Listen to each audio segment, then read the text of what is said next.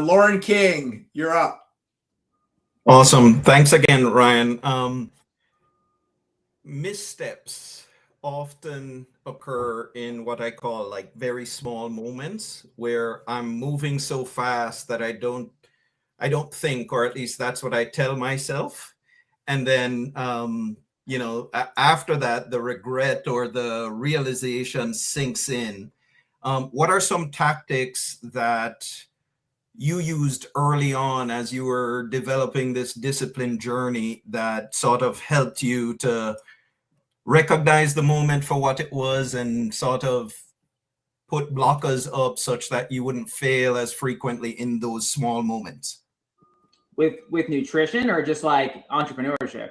In general, about any disciplined plan of action that you have, and like you might have a plan that you're going to work out this day or you're going to eat well, but then in the moment somebody shows up with your favorite snack and say you want one, and in that moment before you even really think about it, you break the plan. Did you have any sort of unique tactics that you use to help you develop the discipline or maintain it?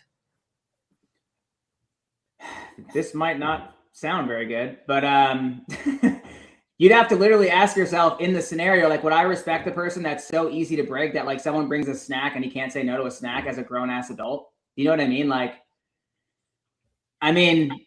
so like when I coach people and then like the week goes by and I'm like, how's everything going? You're like, oh, I fucked up over the weekend and all these things. I'm like, your name's Lauren King here. I'm like, Lauren, like, you're going to tell me as a grown ass adult that like, you couldn't stick to the plan for a week, like 1 week. We're talking about food, like something that just is not talking to you or anything like that. It's just like a thing that you just have to say no to or yes to or whatever.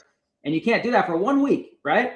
And then when I get off the call, immediately I am thinking to myself, I'm like, how could someone not do that for like a week? Like they paid X amount of dollars. Like if you come into my coaching program, it's like $6,000 for 6 months.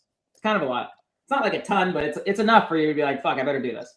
And I'm like, all right, you paid $6,000 and you're not going to just like do these like simple things. And then, you know what I mean? It's just like, I can't wrap my head around it.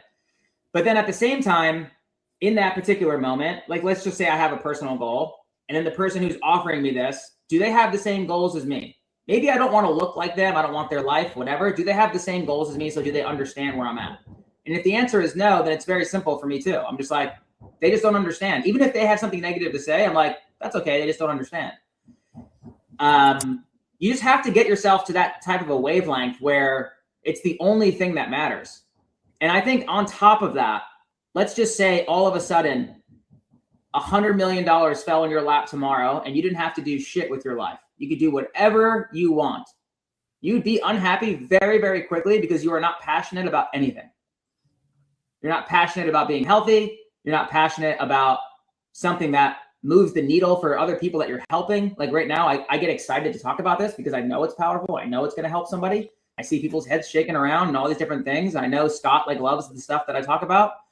And I just think your health journey and your longevity and your quality of life is something that should be of paramount importance all of the time. And then when people say like, oh, live a little bit and this and that and blah, blah, blah, blah, blah. I'm like, dude, I'm living way more than you are, homie. Yeah. I have such a higher quality of life. Like, yeah, maybe I am not like drinking the wine and eating the dessert with you right now, but like I'm waking up and going hiking in the morning and I'm going to see the most beautiful view ever. And I'm going to feel great. I'm not going to feel hungover. And then I'm going to take all of that energy that I'm still going to have left over, by the way. And I'm going to work on my business, which is going to help other people. And then I'm going to take that money that I get and I'm going to go travel all over the world on a fucking moment's notice on a one-way ticket and do whatever the fuck I want to do because that's what I want to do. And that's the life that I built for myself. How's that for living a little bit? Love it. Love it. Thank you, man. Appreciate that. So